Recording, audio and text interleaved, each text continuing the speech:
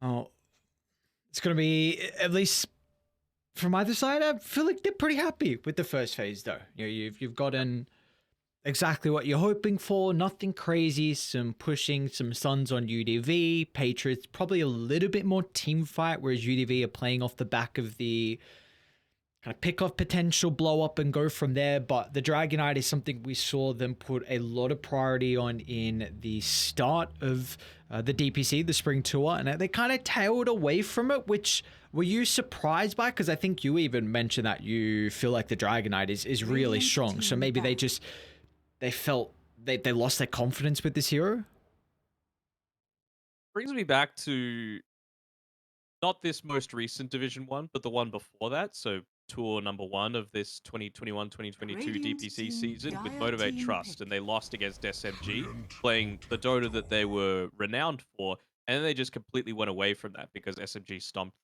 I feel like maybe UDV kind of suffered from the same sort of thing because they're good at playing around this Dragon Knight. I think it was just one really big loss that they suffered that he pushed them a bit away from it. Clearly, they're feeling like, all right, we'll just try and be as tanky Five as seconds possible and remaining. rally around this Dragon Knight as much as we can. Dire Now, the Tree team Protector is a hero that we do not see often on teams that aren't T1 or aren't Fnatic. Even Fnatic pick it up a couple of times. So do you He had a feel? little bit. Begging Yeah, players a little bit. Yeah, yeah. that is true. That is true as well. He's one of the other kind of few that we do see. So overall, do you 10 rate this seconds support, or remaining. is it really just a specialty hero for certain players? 5 seconds remaining. I think it kind of fits into the niche of like an Earthshaker pick, where unless you are an Earthshaker player, I don't want to see it.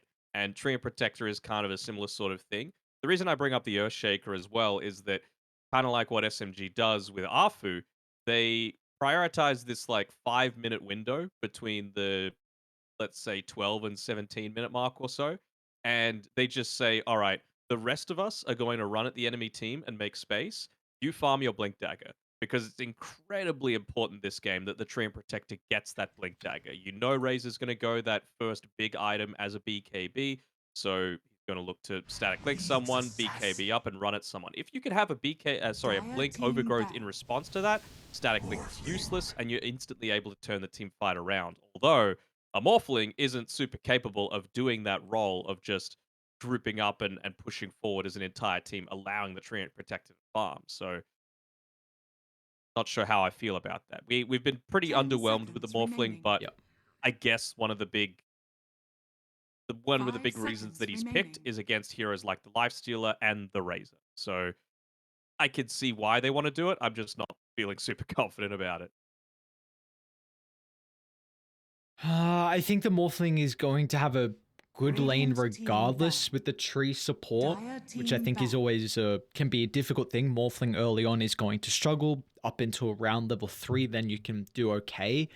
So the tree is a very strong laning stage support, and at the moment for Patriots, what, it's a Grimstroke Radiant Pango. team This ban. shouldn't shove the Morphling out, but maybe they can, honestly, I think the way that Patriots play that lane is just look to bring the tree protector down very Dire low so the team tree pick. can't stand in front of the Morphling, and that in turn will kind of hinder how he can play his lane. Cut the trees as well. Yep, yep. It's a little unorthodox, but I kind of want to see a Doom come out here. Good against the DK with the percentage damage, good against the Morphling with both percentage damage and the Doom itself. Kind 10 of seconds stuffs up the remaining. lanes a little bit. That's the only thing, but and I feel like it's not 5 necessarily a seconds kill lane that remaining. you want to be going for when you're up against a tree and protector and a morphling, right? You're basically just secure in the fact that, all right, okay, both of these teams are going to get farm, and I feel like if you're a Doom, you're pretty happy with that. And we see they only got a couple of seconds left here for Patriots with their Radiant 23rd team pick. It pick. will be the Templar Templar Assassin. Assassin. So their last two picks, both heroes that are able to provide a lot of information across the map. Yeah, for sure. Does provide them a lot more stability, I suppose, as well with that late game. Not necessarily late game, but even just 10 high ground pushing seconds potential. remaining. So how will they 5 respond to seconds this? remaining. Assuming this is a we actually don't know, right? We don't know if it's a Razor mid or a TA mid. It could really be either.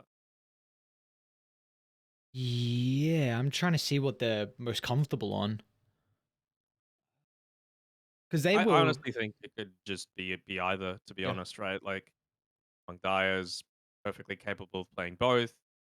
It's 100% a Pango 3. Plays a great Pango.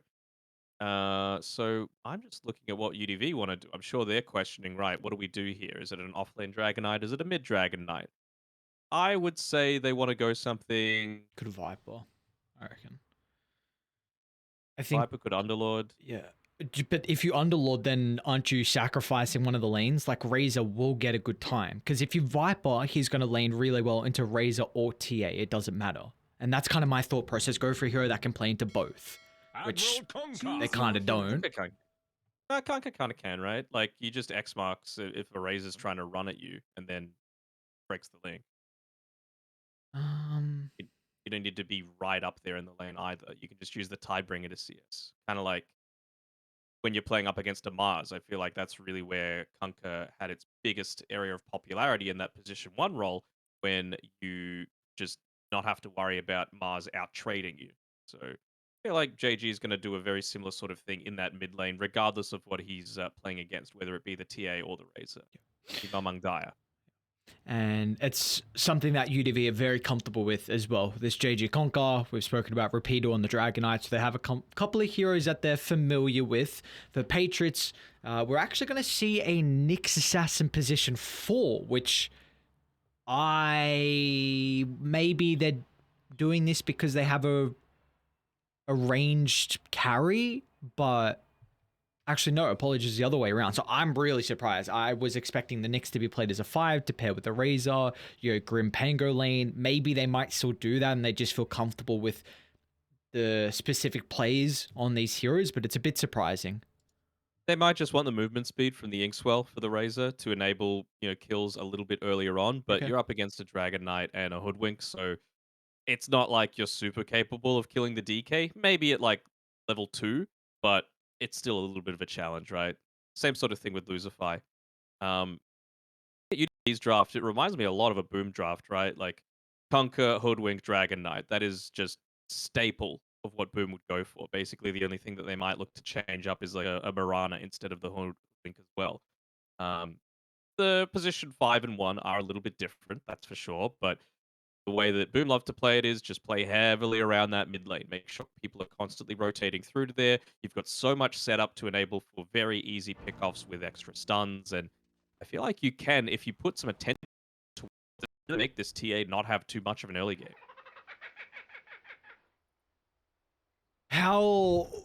What are the ways that UDV can do that to prevent TA from having a good early game? Like, who is that X factor that needs to have a good laning stage and then kind of be an issue for Among Dire? I think Hoodwink just needs to rotate. It's as simple as that. So you got to make sure that the lanes are in a good spot. Maybe some pre-pooling shenanigans super early on. If you're Hoodwink, go between the tier 1 and tier 2 top, pull the wave between your own tier 1 and tier 2, which artificially pushes the lane back in UDV's favor, and then make the rotation towards mid as this Hoodwink has like a level 2. Acorn shot into a bushwhack, lots of small instances of damage, good against the refraction. Torrent, lots of small instances of damage, good against the refraction. So I feel like you can certainly look to get some kills super early on if you're on UDV's side. We'll see how that can get them in a position to be able to do so, because we've seen Templar Assassins and how scary they are when they hit this kind of mid-game stride, almost 20 minutes, I suppose. And Dick Roy, that's a carry that can hit a very similar timing as well with the Razor and the Templar Assassin. So is this something you're concerned about? Does this give you maybe an edge to Patriots to be able to take this game 1, or do UDV have what it takes? I think UDV have what it takes, absolutely. They just need to play it correctly, right? Like, I feel like you're playing this Treant Protector. You can't be going into the dire triangle and, putting sentries down. Your strength is being in the lane, playing around the trees, making sure that you're able to harass with your, even just one right click every now and then, could really look to bully away one of these supports quite heavily. And then later on, right, when the Morphling looks to make the rotation through the jungle, he's going to look to try and get a pretty early Morbid Mask just to be able to jungle. Treant Protector's the one that you want to sit in the lane and play that role, kind of like I was talking about, the Afu Earthshaker role, where you just let him farm. It is so important that this Treant Protector gets the Blink Dagger to counter both the TA and the Razor and the Pangolier, that he can't be looking to go on D-Ward. So it needs to be Hoodwink that makes the rotation through. Only maybe counter to that is if they went and, with the smoke that they've used at the 0-minute mark, just block them up now, because you're not going to get a chance to do it in the laning stage. And if you do, then your Morphling's probably going to die. Which is something that always needs to be attention put on for at least the side that is always versing a stack clearer, especially with the Templar Assassin. And that's always something that you like to mention. It's one, the small camp and the ancients, if that's blocked up, or even if the other side, if they're putting emphasis on putting their own wards down, which I honestly wouldn't hate for Patriots. If they consider placing a ward early on, like smoking out, getting to the mid lane, placing the ward on the cliff by the triangle, kind of just to protect this area, or at least giving you some eyes to know whenever UDV are looking to move there and either take camps away or block the camps. Absolutely. I mean, both of these teams have cores that love to take that small camp. So I wonder if both teams are not going to want to do it, or both teams will do it, because I feel like if only one does it, the one that does block up the small camp is going to come out well ahead. But both the Kunkka and the TA don't need to expand actual resources to be able to take small camp. It's just cooldowns, right? And both of them are going to shove out the lanes somewhat naturally. See where UDV are looking to move through to. Are they going to place up any wards super deep? Whether it be sentries in the small camp or the triangle, or are they just going to look to go for a gank, maybe predicting that UK might be looking to go and place down a ward pretty early on? Hey, they did it. Do I get a... Yeah, the high ground. Yeah, do I get a pat on the back? When I get my Okay. my winning parcel, then you can have one. The Lul don't do it. This is a cool read from UDV. They know more than likely that Patriots are going to look to come out to the lead and start cutting down the trees to prevent Tihi's impact. But Delul's going to run into 4 heroes and will end up not giving first blood. That was a great swashbuckle getting through all 4 heroes on UDV. I was kind of thinking, wow, does he really want to go for the swashbuckle when he could shield crash onto 4 people and reduce the damage by 60%? But he would have still been there, so it makes it out okay. So UK still got the observable. Looks like he might be predicting that they're going for this pull as well, assuming that UK is actually laning into the top side. Is he going to look to go? He's gone bottom. Okay, so it's Lim going with it. All right, so they've just switched things up. So why is this then? Because we saw UK really like the Nyx Assassin through Division 2. Why are they now giving Lim the Nyx instead? Good question. I mean, I know he likes the hero a lot, but to be honest, he does miss a few stuns of the hero, so maybe they were just saying, look, let me try this. We already see Rapido on the Dragonite. He first item Windlace to try and at least hold back Jikroy's any aggressive attempts, but that's also where Luzify can come into play. We saw as soon as the static link was used, it's up to Luzify just to chuck out that bushwhack and expend spell for spell, but at least that will give Rapido a pretty decent time in this lane. It's very interesting because for some time we were getting the Lion in, I don't say every single game, but this was one of the most picked heroes, and I feel like the Hoodwink plays a very similar role into the lane where if anyone looks to get aggressive, Lion would just Earth Spike and all of a sudden that attempt, it's just completely thwarted. But it's very similar with the Hoodwink in the side lanes. Yeah, I would say the most likely difference, they're going to go for a bushwhack here. Very nicely done by Luzify. He's just a little bit more... the bushwhack has such a wide radius. You saw there being able to catch out Lim and Jikroy while not being in the perfect line like you would have to be with the Earth Spike. And you're a little bit more survivable, right? You've got the Scurry to be able to play through the trees a little bit stronger. And any kind of support that's able to basically get free vision on high grounds as well to help with dewarding is a great tool. Yep. So Ancient Apparition, Clockwork, Hoodwink, they're all pretty good. There's the other side lane. Down bottom, it looks like Ken having a very good start with the Morphling. Of course, Delul He got beat down pre-start of the laning phase, but he was able to get all his resources back and still meet the creeps at Dire's the middle first tower wave. is So under attack. he doesn't have many, at least regen left in the Pangolier. Is this going to be a concern in a lane like this, or will Delul be alright? UK's got plenty. He's got a full salve, 3 tangos, so just looking to feed those through to him for now. I'm looking at this mid lane a little bit here because we've reached level 3. It certainly is a little bit of a spike in the kill potential anytime that you've got that Tidebringer leveled up a little bit further, but it's actually Mamang Dire that looks to make the first aggressive attempt here, forcing JG back underneath his own tower.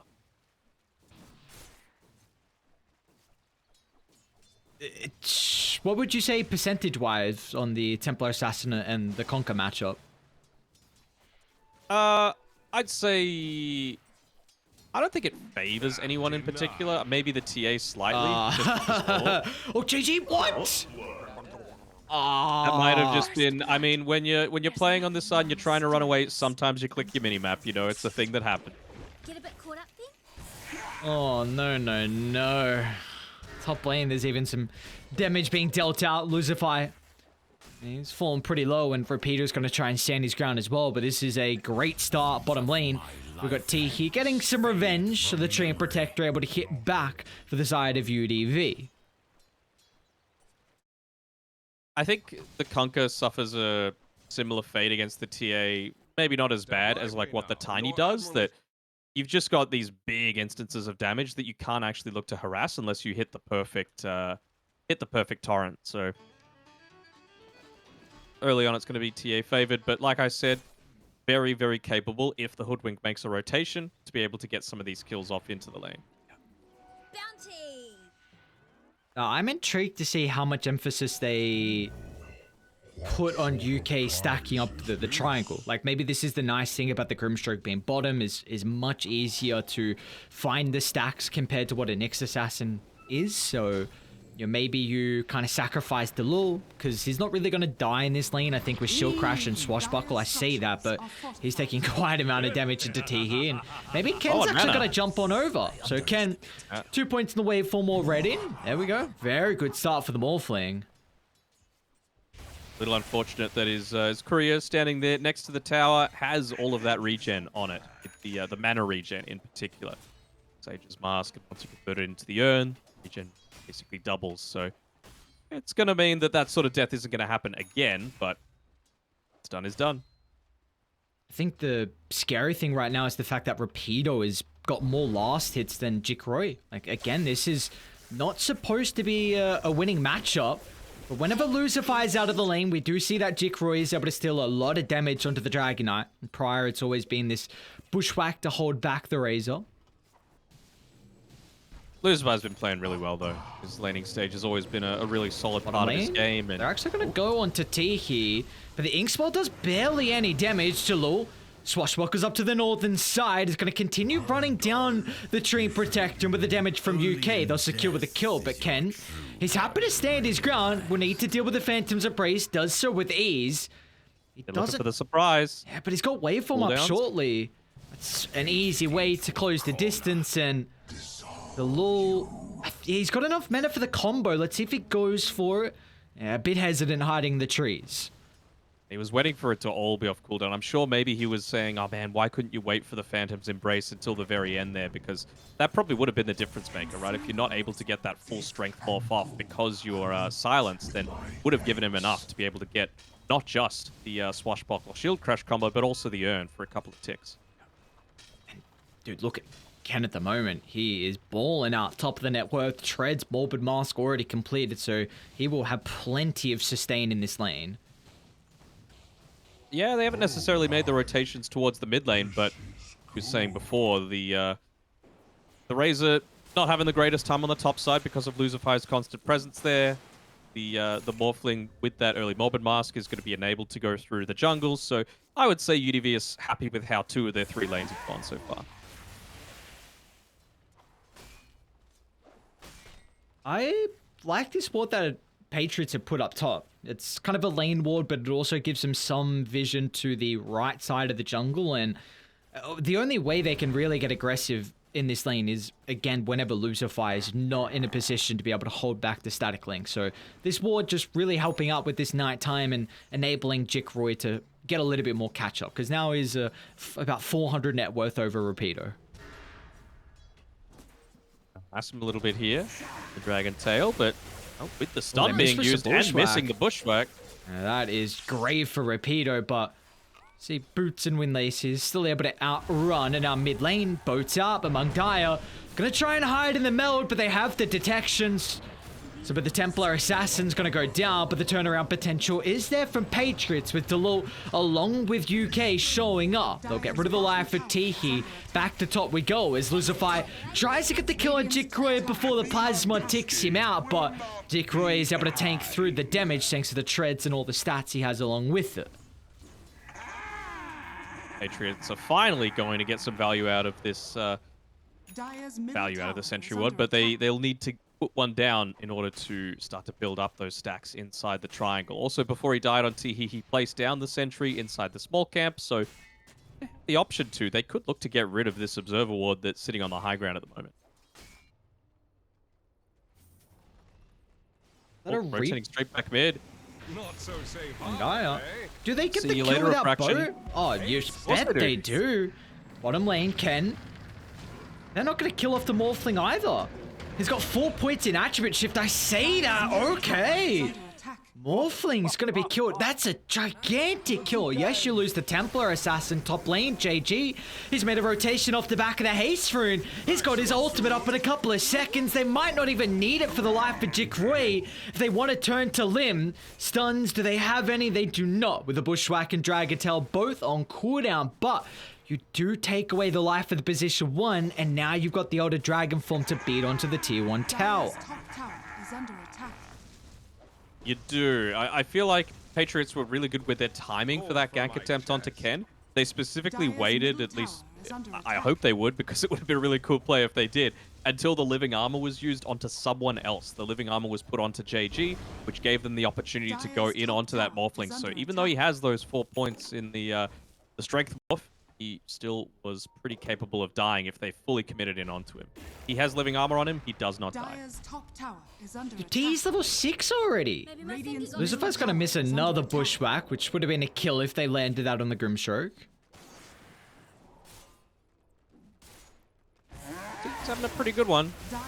You can see here, like, how often do you see a position 4 just walk away and allow the Treant Protector to be the one that takes a lot of these stacks, right? It is so clear to me that they're just heavily playing around having this Blink Dagger on TE. Which it's more than likely going to come out at a good timing. He's top of the net worth in regards to supports and is given a very free lane over to Ken, who's continuing to have a very good time. Even after that death, he's still staying at the top of the net worth and will be working on the Dragonlance. Got the siege script now as well, so it's a little way for you to inflict some damage without the Elder Dragon form onto the mid tower. I'm surprised that we haven't seen a bit more of a response come out just yet, as Delul does make the rotation through eventually. He's got the Rolling Thunder. Just keeping it loose. Step lively now. Admiral is on board.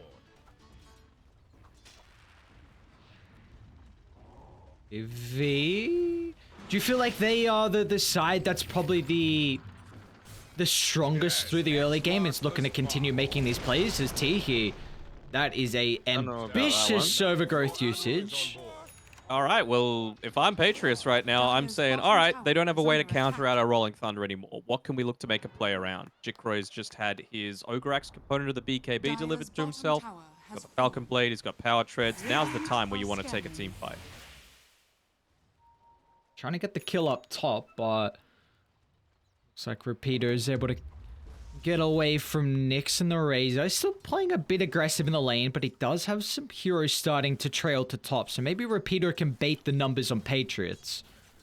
He knows that Lim's around, though. They've got that Sentry Ward in the lane, so even with the Vendetta, he's going to get scouted out. I know that he's playing around here with this tree cut down, though. Sure, the comms is all... Did anyone else cut this tree? No? Well, he's up here, then. So one nice thing is this put a lot of attention away from among Dire. We saw the couple of deaths that he had throughout the laning phase, up to about 5,300 net worth now, and it's been kind of positioning around the triangle for quite some time without any contention. Yeah, he's still a little bit behind, though. Certainly wouldn't expect the Conquer to be 1,000 net worth ahead at this stage of the game. Goes off the back of that Treant Protector rotation towards the mid lane. I think the bottom lane just went far better for UDV than it had any right to.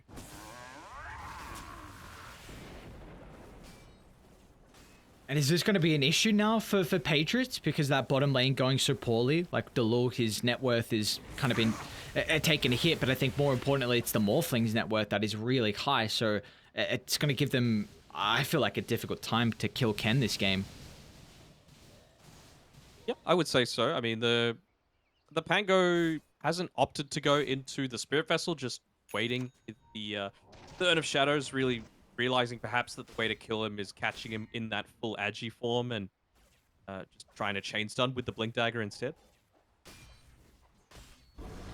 Lim should be killed off, although it's always a bit awkward dropping the boat combo, especially into a Nyx Assassin. Lim's not even going to use the Spike Carapace, so they'll throw everything out, Sharpshooter, along with the kitchen sink from JG, and maybe they look to transition to mid now, knowing they've got the Elder Dragon form. Is Delul?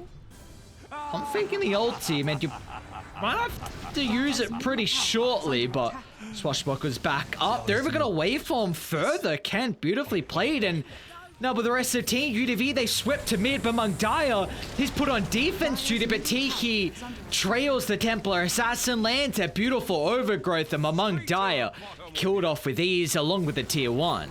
Dire's middle tower has Yeah, fallen. these rotations towards the mid lane, right? It's what I was talking about against the TA. Honestly, was considering that He would probably still be playing a lot more in the lane, but his rotations have been great, right? Even just popping the overgrowth there over the top of the Nature's Grasp and Leech Seed, it means that until TA has that BKB, she is just complete food for any kind of gank attempt. But the overgrowth used again. Got another smoke coming out here from the Patriots. Let's see if they actually look to use it this time around. The Rolling Thunder available, but no. Smoke popped immediately. They're thinking that they've got some ward on the high ground there, but not going to be the case. It's actually UDV that go for this smoke attempt. If they still have this blink on Repeater, they can follow with the boat as well, so Chikro's the target. There's a quick and easy jump. Still without the BKB gold for the Razor, so unfortunately, he will be killed off, and Lim thinks about stepping in, but there's nothing really much the Nyx Assassin can do. He might even feed away his own life. JG holding detection. Repeater has another round of the Dragon Tail, so UDV, it's a 5,000 net worth lead at the early stage of this game, and they are looking very good. Yeah, really solid. And this is that roaming trio is exactly what I was talking about when I was referencing Boom before, right? You just see how easy it is to get a lot of these kills happening. There's no hero in the game that's going to be able to withstand that kind of pressure. Mid lane, Delul. Wink. He's going to think about charging up the Rolling Thunder. He's got UK to provide some extra damage as well, but the Dragon Eye is not an easy kill, especially when you give him the living armor. So this is the Rolling Thunder that you've been asking for them to make plays off. Yes, they get the kill, but what's the consequences now? Radiant, they're starting to funnel into the area. Jikru's going to dive deeper and deeper, but now he's put himself in a compromised position along with Delul. The swashbuckle and shield crash not enough, so it looks like it's a trade of the position 3s. Yeah, Pango's death probably a little unnecessary, trying to get a bit greedier and take out the Conquer. His life, though, of having nearly 2,100 health at the 16-minute mark of the game. Very fair, very balanced. Thank you, Ice Frog. But, I mean, the other thing as well is that right before he died, Repeater did actually pop the Elder Dragon form, so he's not going to have that for a lot of these aggressive attempts. You still can make a rotation through with your Conquer and Hoodwink. Benefits of that Sharpshooter and Boat having such low cooldown. I think the big one, though, is you've got Blink Overgrowth now. So I would like to see Radiant force a fight around Roche. I think you can definitely take it, especially with Morphling having Morbid Mask. He can sustain, I mean, you got DK and Conquer that can do it as well. So it looks like UDV, they want to go to the triangle, however. Radiant's bottom tower is under attack. Pretty decent wards as well, right? They're not going to be coming from the left, the Morphlings. They're not going to be coming from the right. They end up picking up UK. Could have been a better kill, but they'll take it. yeah, it's really this ward to the left-hand side of the Dire. Jikro's in trouble. He's playing super aggressively this game on the Razor, just feeling like he's forced to kind of make space for him among Dire. But now Lim's going to be killed off simultaneously, so JG up to a killing spree. And UDV, they are everywhere across the map. Yeah, what you said is exactly what it is, right? They need to make space for this Mamang Dire TA, and wouldn't you know it, he's been caught out by about 50 million different damage over time spells. UK's gonna try and TP, and he does have the Aghanim shot already, so Mamang Dire almost kills off Tiki, but in the end, that's his 4th death of the game. He really hasn't gotten a foothold, and off the back of that kill, it's UDV moving in to try and take the first Roche. It'll be a little slow, though. I mean, you've got a Morphling that's very farmed for sure, but Pango looking to join in onto this. He could get a great Rolling Thunder while people are still sitting relatively low on HP, and you don't have that over.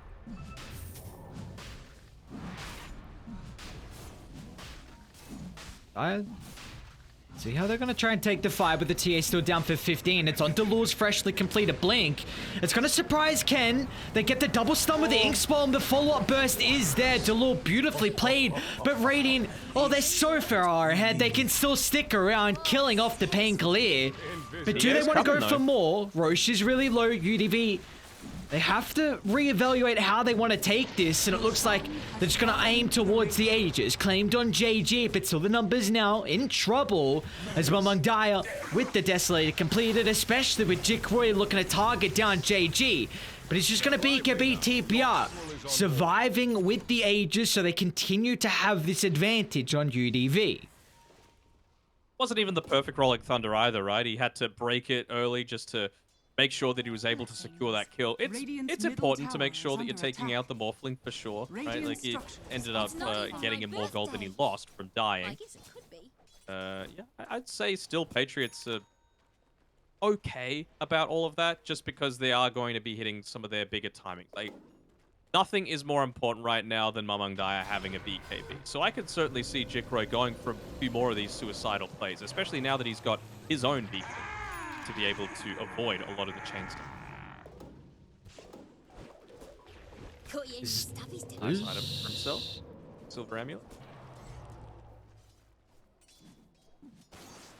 So what's the play here for UDV with this Aegis? Is they looking to maybe farm for a little bit and hit this next item timing, or can they start to control some of the map with it? I think they've got pretty decent push, right? So they can just look to group up together. They've did some pretty good timings. They've got that Aegis for themselves. I think they just want to try and take away the Dire jungle first the main jungle. And anytime you've got the Aegis, you want to be playing around the enemy triangle, especially against someone like a TA. Yeah, well, they're going to be playing aggressively behind the T2 tower. Sharpshooter's off the mark, but now with the rest of the Patriots, they've got to put themselves in quite the peculiar position now that Radiant have the easy kill and they can just swarm to the backside in the tree line. So a 2-0 along with the T2 going down. Tier 2 goes down, you get the outpost, you haven't lost your mid-tier 1 yet, you've got a siege creep, take the mid-tier 1, tier 2 tower, take the Dire triangle. I think that's the sequence of events that they're going to be looking to play around. So Mamang Dire probably just wants to park himself as far away from that as possible. Got the Haste Rune, he's playing inside the Radiant side of the map, which is where they don't want to be. You want to push your advantage anytime that you've got that Aegis, so why would you want to play defensively? I do not think Mamang Dire can show up to fights without BKB now, because you've already mentioned the overwhelming damage over time they have, but you even have more with the Fireball being picked up at a good timing for a repeater. And he's already even looking towards a Halberd, so they already have one on the Conquer, second one soon to be completed, and this game for TA is not going to be easy. No, certainly not. Maybe... What's the vision look like at the moment for Patriots, man? It's pretty dark, so... Some good reading of the map by Mamang Dire, realizing how long UDV have been off the map, and feels like it's safe for him to go back to the triangle, because they probably would have revealed underneath their observer ward if they'd been making that kind of rotation previously. But you still don't want to fight head-on into UDV. You're playing against a 6v5 with your TA who's not ready to fight. JG. Very nicely done. Just gets the X back, but they're even going to jump over the tree line. T's follow-up. It's an overgrowth onto 3, and Rapido's got so much damage. Look at this fireball chunking them down. Among Dire, yes, he's protected by the BKB, but he's going to get no damage out off the back of this, so it's all on Jikrui and the remaining duration of the Rolling Thunder, but it doesn't matter. Radiant, they're so far ahead, they can continue to dive deeper and deeper as the Grimstroyer keep brought back. So he's going to be once again sent packing to the grave. It was UDV only lose Tiki, but he well and truly fulfilled his role. Step lively now. Your admiral is on board. Teehee MVP at this point in time. I know Ken's got a lot of farm, and he might look like he's the flashiest one if you just look at stats, but I'd say Teehee's influence has been immense, making sure to shut down that TA, hitting some great overgrowths. Now they've got the information about the BKB on the TA as well, so you want to make sure that you're using a lot of those damage over time abilities first before you pop the overgrowth. And they've got plenty. Got Fireball, got Torrent, they've got Nature's Grass, they've got Leech Seed, they've got Bushwhack. It's a ton that you can look to layer in onto this TA. Your admiral is on board. It's not an easy TA game, especially with regards to how they've itemized. Like you're gonna Hellbit her, she's gonna pop BKB, and then you still won't be right-clicking, so the BKB is completely wasted. It's just making sure you don't die, and then, well, they can still well and truly kill you after BKB. They've got very good ways to continue chasing with the Bushwhack from And afar. Scotty. Oh boy. I mean, against a Razor and a TA, it's pretty godlike. Probably just wants to wait for his level 20, and be very happy to fight with the rest of the team. They're gonna smoke. Dire they are. Dire's High bottom ground, but tower it's is under attack. just 3 heroes almost in a position where the Lure's actually gonna go in. So they don't have to cause in regard to damage. A beautiful overgrowth from join now, T. He though. holds them back. But they've already lost 2 heroes, so let's see if Patriots can still take the fight without the numbers. Jikrui trying to TP up, but Ken, he's still on 85 damage. He's doing so much work in these fights. The freshly completed Skadi, like you mentioned, is going to be a big issue, and that's proving to be the case as Rapido, he's onto Lim, right next to the tree line of the Tier 2 tower. It looks like it might be another dieback for one of the supports. But the Vendetta, in the nick of time, will get him away in the shadows. JG trying to follow up there with the gem on the Conquer, but Lively now. still Your very admiral well is on worth board. it. I was saying that the TA could look to join into the team fight, but without that Blink Dagger, you're just lacking the mobility, and that you don't really want to go a BKB or a Blink Dagger first item. You do need that that Desolator for the damage component. They found UK again. It's gonna fall down. Yeah, it just feels like unfortunately this TA's never been able to be enabled this game because of a lot of the early rotations and pressure that UDV Dire's put on. middle barracks are under attack.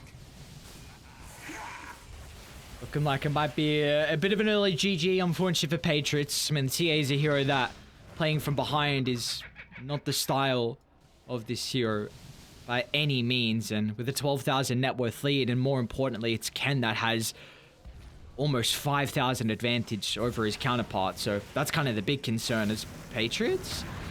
Well, they might get the pick off under the Hoodwink. Rolling Thunder expended along with the Eye of the Storm, but not the craziest cooldowns. Uh-oh, Jikrui. Step lively now. Your Gotta let admiral is Mamang on Daya get his Blink Dagger, my man. It's very close. They're gonna jump. Rapido to the Nyx Assassin instead of some of the cores. This time it will be the dieback death timer, so 60 seconds on the deck without the position 4 on Patriots. May as well sell those slippers of agility, Mamang Daya. Being pretty much wasted right now. Actually, up the Daedalus.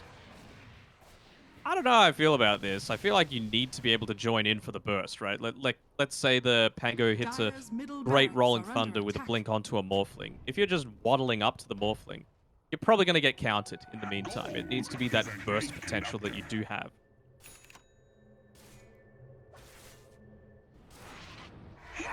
Rapido. Found. Just gonna be poor old UK. A solo kill from Rapido's Dragon Knight. This should give them now an opportunity to try and de-ward the triangle and get firm control of the area. pretty good place to be playing right now as Ken waits for the next respawn of the neutrals. It's going to be those tier 3 items as well. Already level 20, so he's got that waveform attacking targets. Great for playing against the likes of a TA and a Razor. Are you seeing this? Very. Hey, What's up? look at the secret shop. Look at the lure. He's got 4 heroes surrounding him. Scouting him out. Can he see them? He can see Teehee. Oh, okay. Now he sees Lucified Ken, so he is the definite. Oh, the courier! Oh, Teehee. His courier nearly showed the lure there. Oh, he's gonna TP out. Saw that vision for Nord as Dire's bottom tower They picked is him under afterwards. attack. wait, Teehee?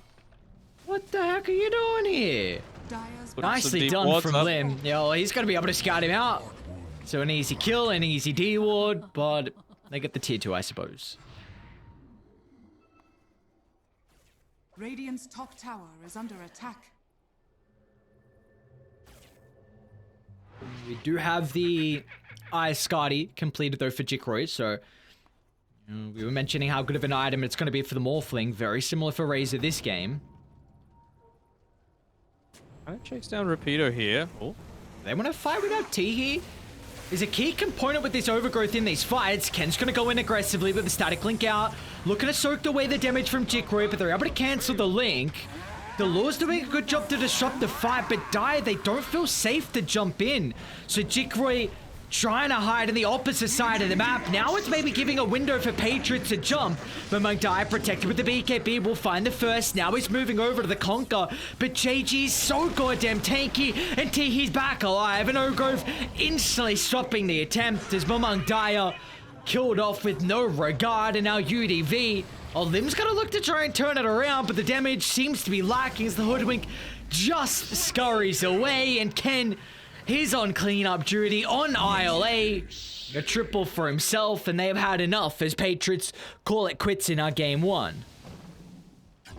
it was about the time to tap out. It certainly wasn't the style of game that you'll be wanting to play as you're first up in these closed qualifiers, but man, PV looked pretty strong. I feel like they had a good draft overall again, Boom-like, and there's a reason that Boom are sitting towards the top of the SCA ladder right now. So it's a good way to start things out for sure.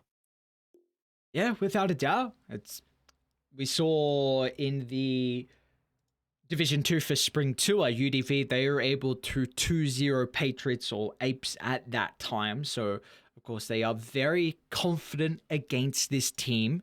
It is only game 1, though, for UDV. So we'll see if Patriots, how they can adjust with this loss, see what they've learned, and then prepare themselves for the second game, which will be about a 10-minute break. But when we come back, we'll have more BTS Pro Series 11 action with UDV taking on Patriots.